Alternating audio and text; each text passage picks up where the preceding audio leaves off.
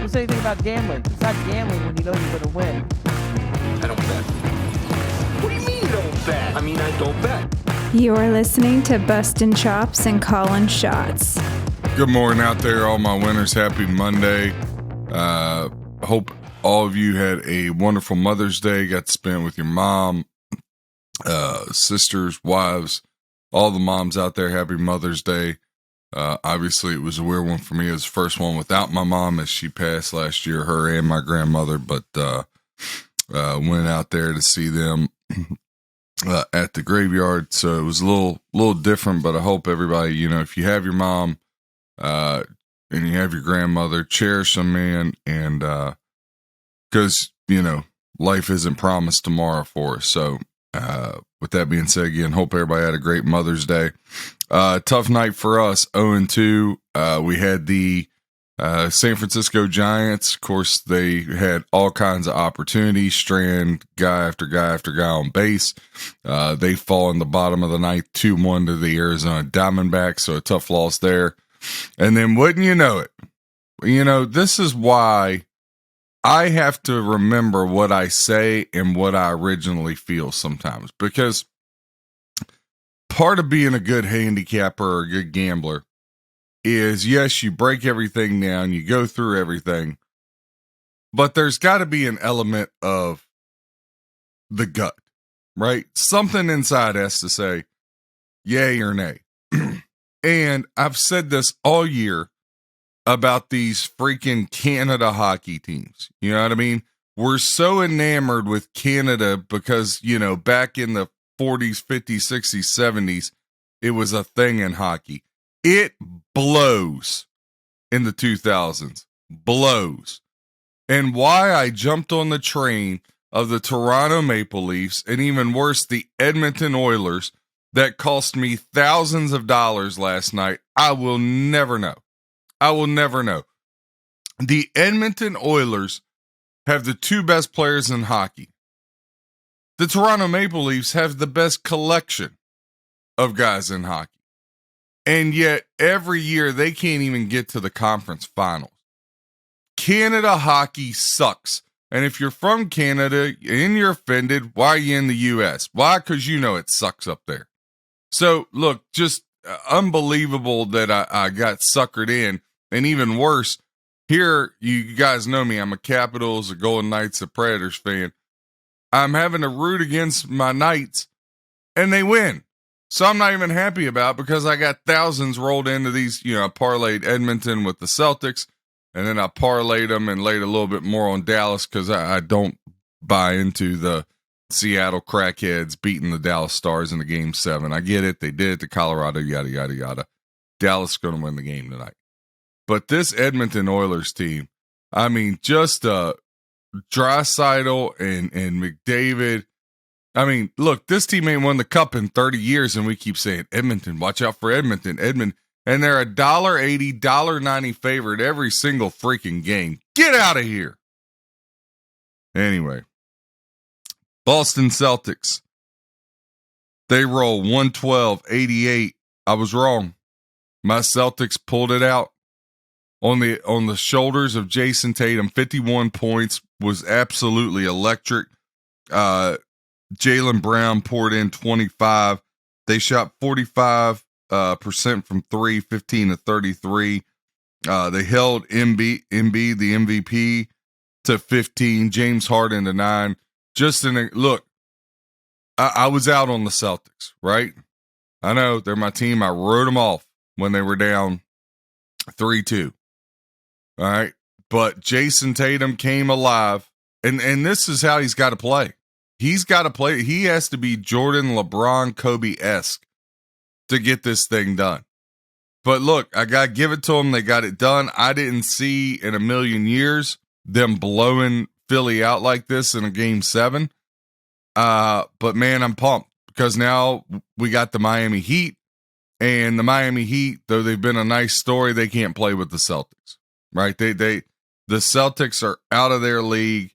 I don't see that happening. So, kudos to the Celtics again. Just a monstrous performance by Jayson Tatum.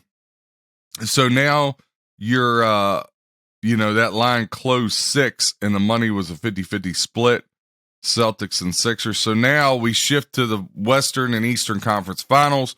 Our Final Four for the NBA is set. Tomorrow night, Tuesday, we'll dive into this a little bit more tomorrow and really peel back the onion on it. But we got the Los Angeles Lakers visiting the Denver Nuggets.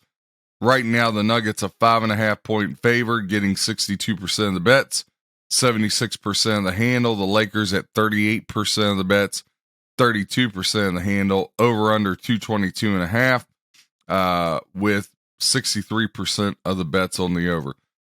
Look, this is going to come down to one thing in this series: Anthony Davis versus Nikola Jokic. Boom, done. Who plays better, right? This will be the first series the Lakers have played in these playoffs where they don't have the better bench. Denver's a little deeper, a little bit more consistent. I fully expect them, Aaron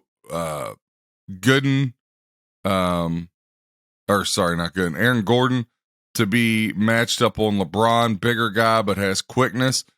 I really feel like Russell and Schroeder are really going to struggle with Jamal Murray. If they have no answer for Jamal Murray, so he should be able to get loose. The other thing is the Nuggets got to do a good job of controlling the others, right? Because I don't think Anthony Davis, he's had a clear height and size advantage. He obviously doesn't have that with Jokic. And they can even switch and put Gordon on him and get some play out of there. So I like Denver. I think it's a long series. I think this is a brutal turnaround for LA. So far, if you took whatever team you took to win the game, they've covered. I think that trend will be a little different here. Again, even though it's a quick turnaround for LA, I feel like it's the same way for LA that it was in the series versus the Warriors. In these first two games, if they're going to steal one on the road, it's going to be game one. So 5.5, 6, I could get it if you say the Lakers. I think the better play is you take both favorites in game one and you money line parlay them, that being the Denver Nuggets and the Boston Celtics. Celtics, on the other hand, they'll get the Heat. They're laying 8. 8's a little too rich for my liking. I do like the Heat plus 8.5 game one. Right now it's early as that game is Wednesday. 67% of the bets, 71% of the money. I would venture to say most of that is sharp money, being that it's so early. I expect that to level out a little bit. But look, I don't think Boston will advance. The thing about it is Miami's scrappy, and they're not going to do to Miami what they did to Philly in game 7. All right. They're just, Miami's a better team. I get it. 76ers got the MVP. But look, Spoelstra, which again, we got to start talking about Doc Rivers. Like, guys got to stop getting high profile jobs. Only reason he has a championship is because he had the first ever nice big three, Allen, Pierce, and Garnett. I think we're wet. Doc Rivers, nice man, great guy. But look, guy can't win. I don't know what you want me to say. Guy can't win. Yeah, where's he won? He got a couple rec league championships I don't know about somewhere. So we got to start having that conversation about him. Monty Williams out as coach of the Suns. I'm absolutely shocked. Rumor is Ty Lue. That's another joker. Ty Lue keeps getting all these high profile jobs. Just because a guy wins a championship, Budenholzer just won one and they fire him. So like how Ty Lue keeps getting considered for these great jobs and how Doc Rivers keeps surviving, but you fire Budenholzer is beyond me. Now, don't get me wrong. I think Budenholzer should have been fired. He was a disaster, but the guy won a chip. Frank Vogel won a chip. So just because you win a chip, Doc Rivers, doesn't mean you get a lifetime coaching pass in the NBA. We always talk about Doc Rivers. I know for a fact he ain't top 5. I'd have to go through all the coaches to see if he even makes top 10. But he ain't top 5. Right? You got Embiid, you got Harden. So it'll be interesting to see what does Philadelphia do moving forward. Right? How do they move things around. But Boston laying 8, you get Miami 8.5. I think that's a little too rich, but I do like the Nuggets and Celtics money line parlay in game 1. I think that's the better bet here in the first series tonight. Like I said, we got the Seattle Crackheads visiting the Dallas Stars. All right, after last night's romping, I need the Dallas Stars in the worst way possible, folks, because Edmonton Oilers costed me a couple mortgages, and I desperately need the Dallas Stars. So right now, Stars minus 190, Crackheads plus 160. But here, again, we talk about, reverse line movement, right? 52% of the bets are on the Crackheads, 48 on the Stars, so about 50-50, but only 33% of the handle on the Crackheads, 67% of the Stars. I get it. Everybody's like, man, Seattle scored all these goals. Last time they did that, Stars came back home and got in that ass. The Dallas Stars, they're going to win this series, and the Dallas Stars are going to go to the Stanley Cup, and the Dallas Stars are going to win the Cup. Boom. Done. So tomorrow night, Eastern Conference Finals get underway again, just like Nuggets and Lakers. Tomorrow we'll take a good 5 minutes, really dive into the Florida Panthers, Carolina Hurricanes matchup. I think that's going to be a war. Right now, Hurricanes minus $1.30 at home, getting 52% of the bet, 61% of the handle. Florida Panthers plus 110 on the comeback, 48% of the bets, 39% of the handle. So you got some good two-way action so far in that game. Again, we'll get into it deeper, but I had said the Bruins and Avalanche, but I'd also said, hey, that was taking chalk. I could see Stars and Hurricanes, so I'm going to stick with that, but I think this Florida Panthers team is absolutely dangerous. I mean, look, you take out Boston, Toronto, they're from Canada, so that don't count. But I fully expect them to, I think this is a long series. It's at least 6, if not 7 games. Switching over to the Diamond, obviously we had the tough beat with the Giants. Mets and Nationals will conclude their series set today at 4:00 Eastern time. Mets will send David Peterson, the southpaw, to the bump against Patrick Corbin, southpaw of the Nats. Both of these guys 1-5. Both of them, you should just take them out back and shoot them like an old pup. Mets, Peterson 1-5 with a 7.6 ERA. Corbin 1-5 with a 4.87 earned run average. The over, no surprise here, but the over is 4-0 in Peterson's last 4 road starts.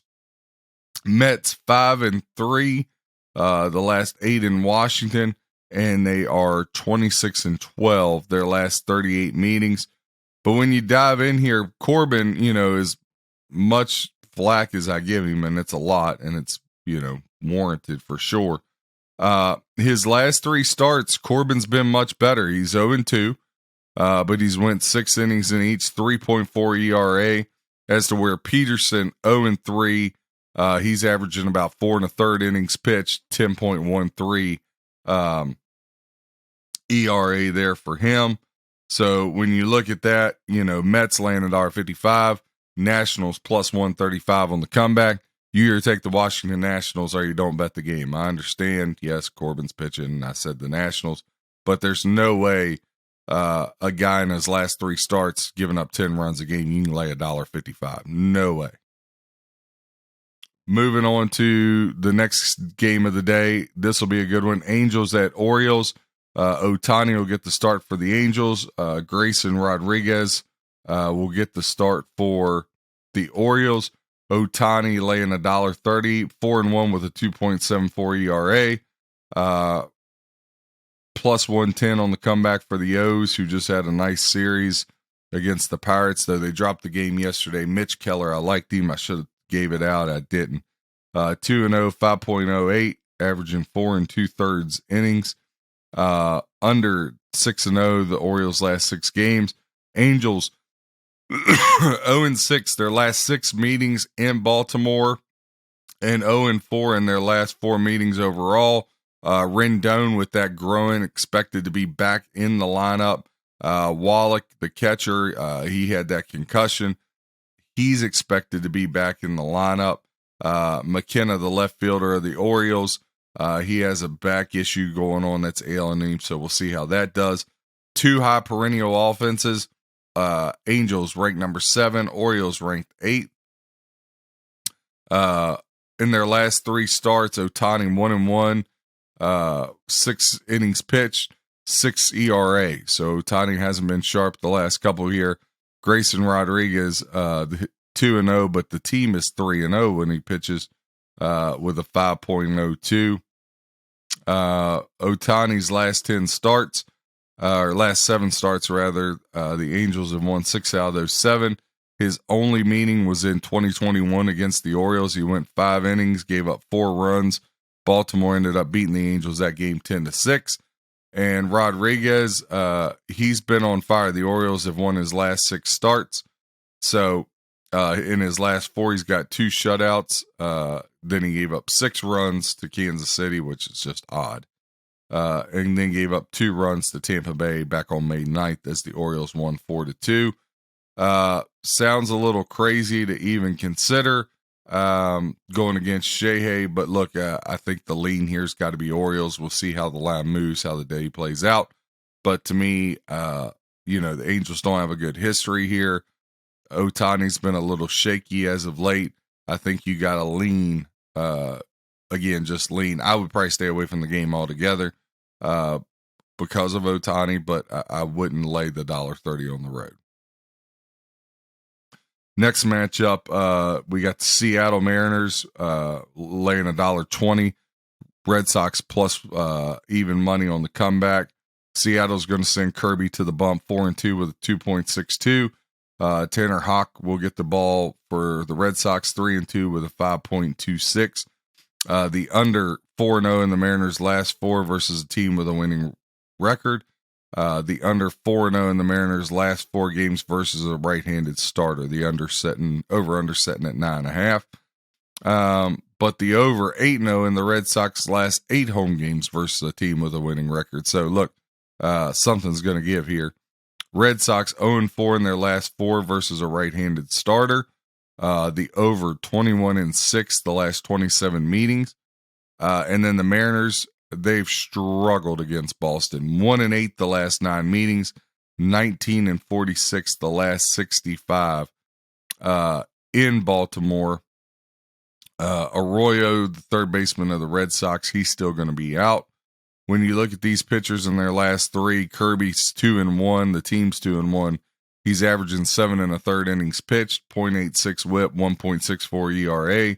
Houck 0-2. 5 2/3 innings pitched with a 6.48 ERA. Kirby has won 4 of his last 5 starts after losing 4 in a row. And against Boston, he's 1-1. Won his last outing back on June 11th, 7-6. But listen, both of those outings against the Red Sox, he gave up 5 runs in each of them and over 5 innings pitched. So again, for whatever reason, Boston has their number there. The Red Sox have won 5 of Hawks' last 7, and in his only appearance against the Mariners, the Red Sox won 9-4. Back September 15th of 2021, he went 4 1/3, gave up 4 hits and 3 earned runs. To me, if you're going to go based purely off history here, you got to take the Red Sox, right? But overall, I just think it's a stay away matchup. Yankees haven't named a pitcher yet for their matchup with the Toronto Blue Jays. The Blue Jays will be sending Alex Manoah to the bump today. I was looking to see if there was an updated line. Still don't have it. So Yankees 23-19, a little bit of a run here. They're 7-9 on the road as compared to Toronto 24-16, 12-3 at home. Manoah 1-3 with a 4.83 ERA. Manoah has struggled for sure lately. Look, I think right now, if I had to lean, again, I need to know who the Yankees are throwing. More than likely, this is going to be a bullpen session. I'd be curious. If I could get Manoah $1.30 or less, though, I would lean Toronto. Brew Crew and the Cardinals. Cardinals getting a little better as of late. Brewers come in 23-17, 10-9 on the road. Cardinals 16-25, 6-13 at home. Freddie Peralta will get the call for Milwaukee, 4-2 with a 3.32 ERA, averaging 5 2/3 innings pitched. Flattery will go for the Cardinals, 2-4 with a 6.18, averaging about 5 innings as well. The over is 5-0 in Flattery's last 5 starts. Over under set at 8 in this game, but the under is 6-0 the last 6 meetings when these two teams hook up. Milwaukee brings the 14th ranked offense in. You know, the Cardinals got the 11th ranked offense. They just ain't been able to pitch worth a darn. I mean, when you got the 11th ranked offense, you would think that your record would be a whole lot better than it is, but they've struggled. Over the last 3 starts, Peralta 2-0 with a 2.50 ERA, Flattery 0-2 with a 12.75, just absolutely atrocious. But look, the Brewers have lost 3 of Peralta's last 5 starts, and against the Cardinals, when Peralta pitches in his last 10, the Brewers have lost 7 of them. Right, his last outing back April 9th earlier this year, he went 6 innings, gave up 1 run, striking out 7. But before that, 6 runs, 3 runs, 4 runs, 3 runs, a shutout, 3 runs, 4 runs, 3 runs. So the Cardinals have given Peralta trouble for whatever reason. Flattery, as bad as he's been, his last start, pitched 5 innings, gave up 3 runs. The Cardinals were able to win that 6-4 over the Cubbies. And look, he's been just as bad, lost 7 of his last 10 against the Brewers, and they beat him up pretty good, except the last 4 starts, a shutout, and then 2 runs in all of them. Just 2 of those, he hadn't been able to get the win. That atrocious bullpen keeps showing up for the Cardinals.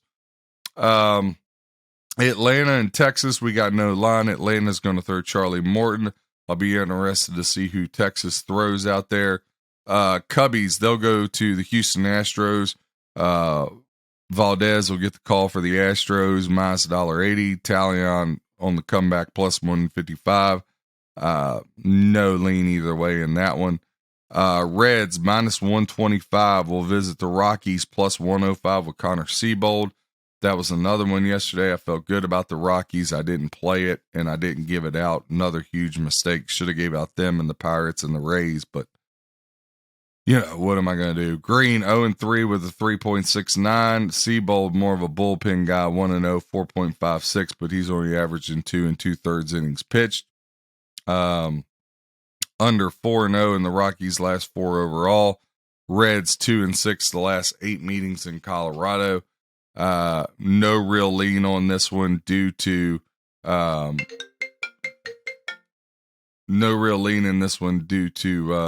pitch and matchup, really. San Diego Padres laying $2 against Kansas City Royals. Waka minus 205 going against Keller plus 175. Again, no lean there. I want no parts of a game that features the Kansas City Royals. D-backs laying 205 with Merrill Kelly. Drew Rosinski gets the call for the A's, plus 175 on the comeback. Game I do like, Phillies at Giants. I know the Giants bit us yesterday. Alex Wood laying $1.15. Bailey Faulkner minus 105 on the comeback. I just like the Giants in a bounce back spot here, right? Philly 20-20, 9-13 on the road. Giants 17-23, but 10-10 at home. I like Alex Wood here. Alex Wood getting the call. You know, if you look at the starting pitchers, Faulkner 0-6 with a 5.75 ERA. Wood 0-0 with a 2.45 ERA. Phillies are 1-6 their last 7 meetings, and more importantly, 17-35 the last 52 times that they've hooked up in San Francisco. So I like that there. You know, The offense is pretty similar. Philly 16th, Giants 18th. If you look at defensively, Giants 24th, Philly 23rd. So they're right there around each other. In the last 3 starts, the Giants are 2-1 when he pitches. Faulkner, the Phillies are 0-3 when he pitches. Faulkner giving up 7.71 ERA, Wood a 1.8 ERA. So I really like, Faulkner's lost. God, that guy's lost 7 of his last 8 starts when he pitched, or the Phillies have lost 7 of his last 8. So I like that there. But Wood against the Phillies, disclaimer, his teams have lost 7 of the last 10. 4 runs, 2 runs, 4 runs, 4 runs, 3 runs, 0 runs, 1 run, 1 run. So look, I'm not saying that Alex Wood is daggone Cy Young out there. I'm just saying the lean is the Giants here laying 115. That may even drop to somewhere around 110. So I like that. I want to see how the line moves a little more. And then the Twins, Dodgers. Twins will send Pablo Lopez 2-2 with a 3.47 against Thor, aka Noah Syndergaard, 1-3 with a 6.12. Man, Syndergaard, what a guy that just fell off, man, after injuries. I mean, that guy was a beast at one point. Twins 1-5 in their last 6 interleague road games. The over 3-0-1 in the Dodgers' last 4 interleague home games. Twins 1-10 the last 11 times these teams have hooked up, and 0-6 the last 6 in Los Angeles. So not very good stuff there. Joey Gallo with that hamstring expected to be back in the lineup for the Twinkies. Twinkies have the 12th ranked offense, but the 2nd ranked defense. Their pitching and their defense has been lights out. But the Dodgers 4th best offense, 8th best defense. Again, every time we think the Dodgers are going to fall off, they're right back there in the saddle again. The last 3 starts, Syndergaard, his teams have went 3-0. Pablo Lopez, the Twins, they went 3-0, but a huge discrepancy in earned run average. Lopez 4.19 over 6 1/3 innings pitched. Syndergaard 3 1/3 innings pitched, giving 8.71 up. So Lopez, they have won all 3 of his last starts, and are 4-3 in his last 7. Overall, going back to Miami, his last 10 starts, his teams have won 7 out of 10. Now, against the Dodgers, because Lopez was with the Marlins there for a little bit, in his 3 starts, he's averaged 5 innings pitched, gave up 2, 1, and 2. So he's pitched well against them. I think even though the Twins are 1-10 the last 11, I think this is a good spot at even money. I don't think Syndergaard should be a favorite over anybody. So the lean would be Twins. So early leans, Twins, even money. Giants is a lean. Man, that Brewers Cardinals. I mean, there's just, depending on the line, if you can get Manoah $1.30, I might even be willing to go $1.40. That would be a lean. Corbin with the Nats is a lean, and the Orioles, the best team in town, they're a lean. But again, no official plays for those of you, excuse me, that are signed up. I'll have those out by 3:00 Eastern time. As we roll again, tonight, big game for us, and everybody signed up on the package. Back when the Stars lost game 1 of the series, in game 2, we laid $1.20 as a 5-unit play on the series. Of course, the crackheads, 3 games at home. The 1 game I bet them, they lose, as I was trying to middle it. Look, I expect the Stars to win this game, man. I'm all in on them. No real getting out of it now. I'm not going to bet the other side with the Crackers. If the smart play would have been to, if I was going to hedge anything, would have been to take the Kraken before game 6 +4 something to win the series.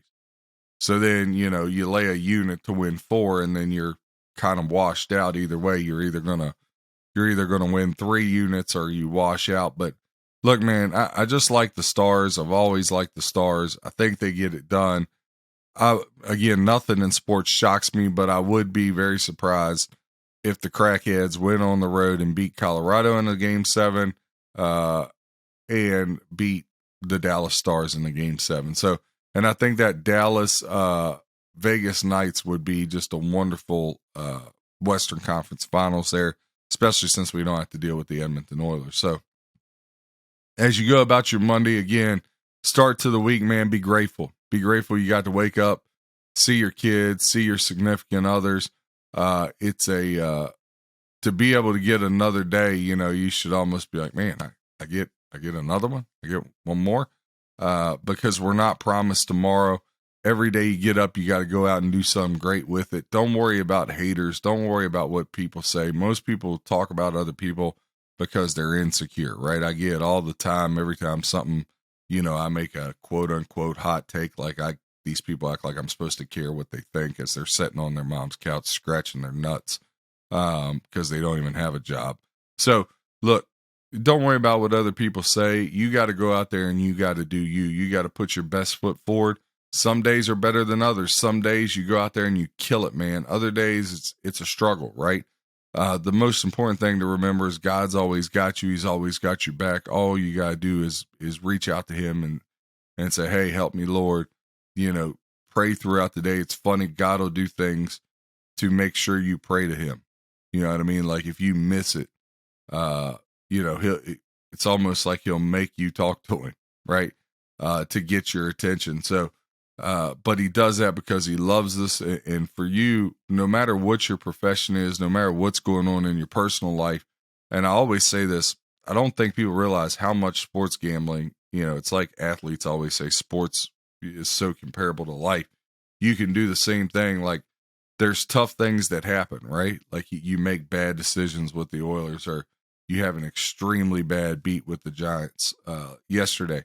So now what do I do today? Do I roll back and do I feel sorry for myself and give out 8 games or something? Or do I keep putting in the same work I do each and every day, do the same repetition I'm going to do each and every day, and we pick out the best games and say, over the long haul, we're still going to be 150 games over for the calendar year. And that's what you got to do each and every day. It's a grind. That's why not many people can do this and make a living at it, because they're too impatient and they're too emotional. I say this all the time. Every bad decision you've made in life was based off emotion. You didn't use your brain. You used your feelings. And feelings are a great thing, but you got to learn how to control those and bundle those in, all right? Hey, love you guys. Let's go Dallas Stars. Celtics won. I'm all about that. We get the Stars in tonight. That'll help us a tremendous amount. We really need that. And I hope you guys have a wonderful and blessed Monday. I'll see you tomorrow morning. God bless.